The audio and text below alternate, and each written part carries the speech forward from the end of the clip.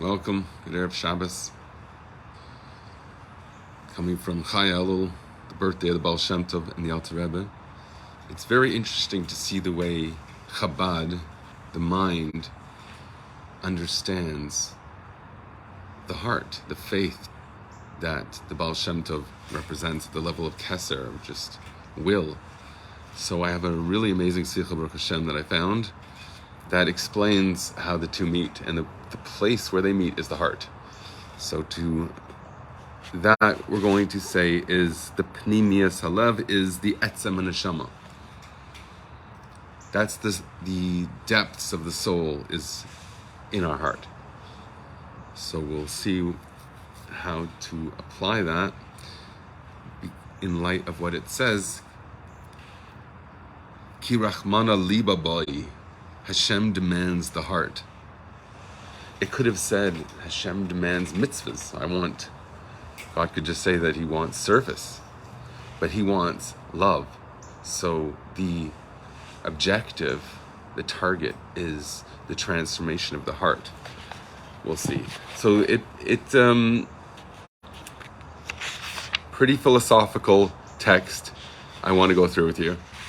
And I think that's probably going to be it for today. One more introduction in light of what we've been learning this week. I want you to remember that we're talking about the mitzvah of Bikurim this week. When you go into the land, you bring of its produce, and you recognize that it's fit to be before Holy of Holies, that even the things that Hashem gives us to live, and that the best, the pleasure that we derive from all, and the benefit we derive from all that, we show that awareness, and we express it by giving the first fruits. You have to put the first fruits in a basket or a vase of some sort, betene, which is a acronym for taimim, the note, the way you sing it, nekudais, vowels, which give it sound, and oisios, and letters. So the vessel that you put this in represents the meaning that we absorb, what we contain, the vessel that constitutes who we are, which is meaning. So Chabad is always about finding meaning in something that exists. Here it's the faith and the pleasure in serving Hashem that the Baal Shem Tov introduces, and how the Torah, Chabad, the philosophy of Chabad, is a gateway to firstly attain it, become aware of it, attain it, and live it. So Chabad does not mean sitting at a desk. Chabad means applying a state of mind that brings about what the Baal Shem Tov had so naturally, and shined it and inspired other people so naturally, that it was actually miraculous. So the tamim we learned was also the reasons of the Torah, the part of the Torah that is just being given now, the promise of the meaning behind everything. Torah is ultimately something that comes from a source of wisdom, therefore it's higher than wisdom, and it's therefore unattainable in a sense. But whatever reason we are able to apply in our service of Hashem, it gives it more meaning and depth. So that's going to reflect the two levels that we're supposed to understand of reward. It has to do with two ways you can approach a mitzvah. One, you could do it because you say, this is incumbent upon me, I have to do it. That's incredibly praiseworthy. The impact of that is, although it elicits a limited type of reward, it's commiserate with whatever effort you applied. There's a divine reward for that, but it's always, therefore, in measure. The benefit and the importance of this type of sort of submission in service to Hashem is that it refines the world. It You engage in the world by recognizing who you are, becoming aware, saying, I have to apply myself here and overcome. And therefore you refine that thing, and now it's not a threat anymore. When you face the demons, they melt away. And in that level of engagement,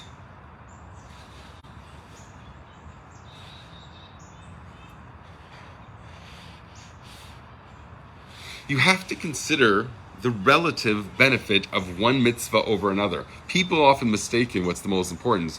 Obviously, you have to start with Bein Adam Lechavero. You have to be a good person. That's obviously where you start. But then once you've established that, because that's the sort of platform for this idea, is that the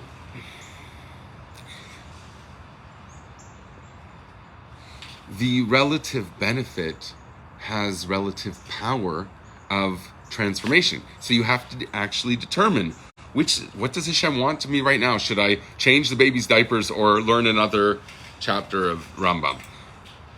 You got to make practical decisions, and that the impact of that has relative results. And it also allows you to approach every detail with special attention. When we put the tefillin on, we were focusing on the heart. There's a tefillin by our heart. We put it on our head as we're trying to focus our mind.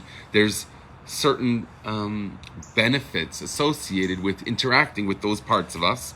And each mitzvah pertains to a different aspect of our soul's health. So we make these calculations. But there's another level of approaching the whole thing. When you recognize that everything is Hashem's will, and therefore, if you find yourself in a framework or a cycle that you don't have time to be sitting there with tefillin on all day, you don't have time to be shuckling with the talis on forever, but still, why are you going to work? Oh, you want to support your family. What could be a greater mitzvah than that? There's another way of establishing that is the will of Hashem, and you can't distinguish, therefore, between the importance of doing one or another. Yes, the other one is the other approach, the idea of each one having relative merit, and you have to find out what's going to benefit your ability to transform your environment, to rectify everything. You have to make those decisions. But when you're anyways destined for a life that takes their attention to other things, everything that you're going to do is also the will of Hashem, the general will of Hashem, where there is no difference between an important mitzvah or a light mitzvah, mitzvah chamura or mitzvah kala, whether it is important, fundamental, or something that's less urgent. You make those calculations, and there is a limited response from on high. But when you approach, or when you consider the fact that all mitzvahs are the will of God, and therefore, whatever we're involved with, that is also a means to connect to Hashem. That is what we say, that is the level of the reward of a mitzvah that's beyond any measure. It's when we say, schar mitzvah mitzvah. The reward for mitzvah is the mitzvah itself, meaning that the word tells you, welcome. Steve, I think that's you behind that Manishma. How are you? There's two types of rewards for two types of service. One, you consider where I have to put my attention, and that is a relative response. Then you say, well, wait a second, everything is the will of Hashem. Wherever I'm doing is obviously, I'm trying to figure out what's best for my situation. That is the way you connect to Hashem. That's beyond any measure. It's when you recognize that a mitzvah is a means simply to connect with the one who said to do it. So there's an example in Hayom Yom when the sage tells the simple person, can you get me a glass of water? And by doing so, you just became part of everything that this person's so devoted to. And in some ways, it's higher, we learn.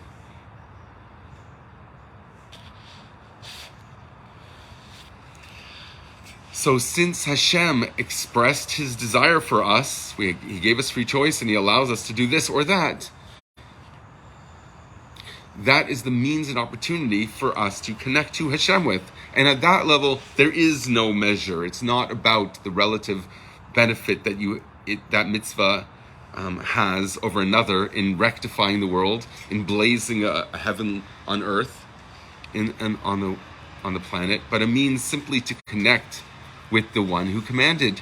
And at that level, it's a type of reward that is beyond any effort. It's more about what Hashem wants to bestow upon us, the opportunity to connect to something that's beyond us. The Baal Shem Tov expressed this by the way this phrase is said, that you should live each day like recognizing whether it is a light mitzvah or an urgent mitzvah. The siman for this in the Torah is, as it says, Havizar b'mitzvah kala b'chamura. You should be zahir, you should shine in a light mitzvah, just as you do in an urgent, pressing mitzvah, or important mitzvah. And that's what makes the shine of the day. So Avram Avinu, for example, was called Baba Yamim in the Torah, that he was coming of age. Works in English too. So the Zohar teaches us on this, and this is the Baal Shem Tov's teaching that the Alter Rebbe here, or the Rebbe is interpreting, explaining how Chabad understands the teachings of the Baal Shem Tov. That the mitzvahs comes to be a source of shining and a connection. The source for achieving something that's bli gvul, going completely beyond your own capacity. And that is actually what creates this dir b'tachtainim. The dwelling place is supposed to be a dwelling place for Hashem that's for his very essence, not just some relative shine, but the connection with Hashem as he is. But in order that this has to be on the terms of the planet we live on, that the world should be able to be a vessel for this. So it brings us back to the Bikurim, that they come in a vessel. We were saying that meant Chabad, the ability to absorb something and to trace a path towards it through the mind. Chabad. So first you have to set the world right. You have to enter the world and engage it, and you have to approach mitzvahs, therefore, with this relative hierarchy. One's more important than the next. That establishes the playing field. Then you achieve the higher goal, which is beyond rectifying the world, especially since the Rebbe said in 1991 that we already achieved the completion of that period in history, and now it's not about rectifying the world anymore, but using the world as a platform for connecting with the author of that world, the infinite Hashem. So it becomes a preparation, the preparation of a Jew's soul throughout our history and in our recent history, with the way the emphasis has been on the musar, rebuking and sort of very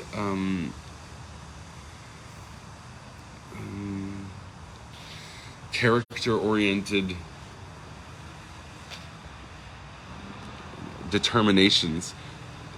The approach of Chabad is much more about going to the next stage. So the Baal Shem Tov's teachings are the wellspring to achieve this, accessible through the teachings of Chabad. And those teachings are meant to show you that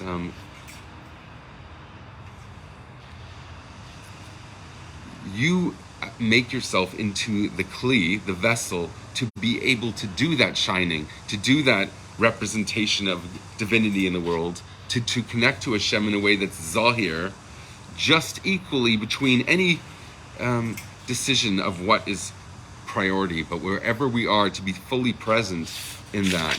It interestingly says here that is how you connect with a level of reward that is higher than Yedias Ha'adam. And I've always been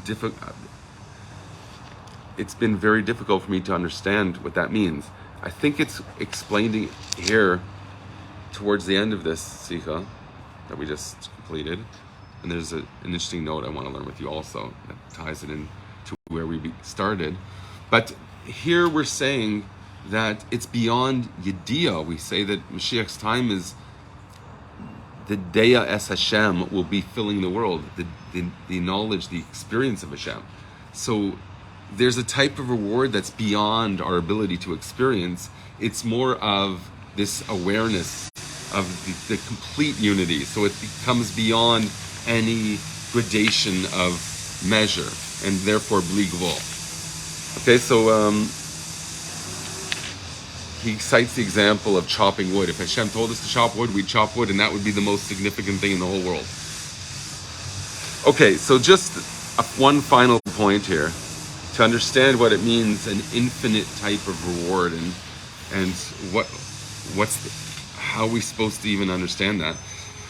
So we always direct it into the realm of divine service, Avodas Hashem, Avodas Ha'adam L'Hashem. So to understand how we apply this towards that even in the specific intent of it, like for example in the esrog, one mitzvah over another, giving tzedakah has a different general impact on the world. If everyone has its particular influence over a certain realm of experience. For a simple example, when you smell the esrog, it brings back memories. Turgash hakavana klalis. So within that foundation, you should be able to experience the higher level of connecting to Hashem's will. The idea that no matter what you're doing, it's simply a means to connect. That is what speaks to the etzem haneshama, the depths of the soul, the core of the soul. Shavat avadasa b'hispaininus, which is attained through, drumroll. You guys got to start anticipating where we're going. It always comes back to hispaininus. Chabad is about bina. There's a platform of philosophy that explains, by following those exercises of understanding those ideas, you create the vessel to contain the spirit of those ideas. Okay? Shavadasa b'hisbaininus v'hasaga, you're supposed to fathom in your mind, tia b'kedei l'kayim ratzayin ha'elyain, how whatever you're doing is simply to your desire to have a meaningful life in serving Hashem, to follow the supernal will. That when you have that in mind, whatever you're doing, here it's talking about a mitzvah becomes also elevated. We're trying to say the guy who's going to work should pat himself on the back saying, this is a divine thing. This is an incredible thing that I'm supporting my family, and therefore it's equal as to putting on tefillin and davening all day. But now I think we're flipping it on the other way and saying that also is, you're supposed to know that when you're putting on tefillin, you are connecting with Hashem in the deepest possible way, beyond any benefit that it can bring you from affecting your character and bringing more sense to your head. She'az gam inyan of hamugbalim nasa kelim liyais al yadam gilui ha'atzmus.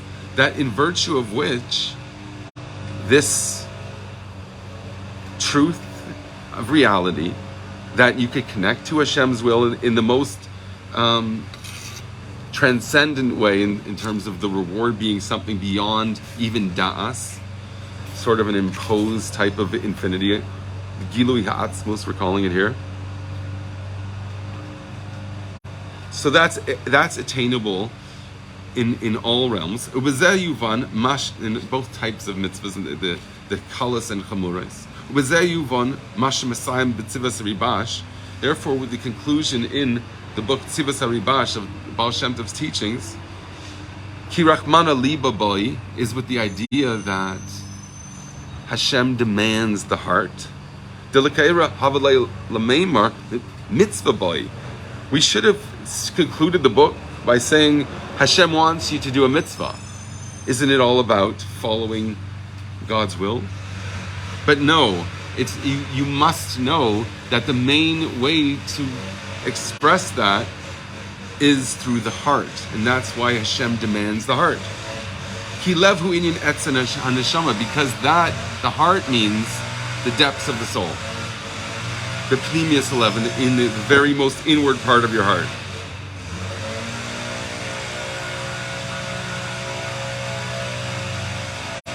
And that means that all of the things you're involved with, including your hasaga, your mind, tzarik mekavan es libo, you have to be with the intent of heart, l'shamayim rachmana, is for the sake of connecting to Hashem. And therefore, even every individual day that you go through is something that completely transcends time, that is finding itself in by knowing that there is a supernal will, you're doing it, and you're bringing that into your heart. That's where your etzem and neshama lives. That's your gateway towards the atzmus of Hashem, the very uniting completely with Hashem. Have a great day.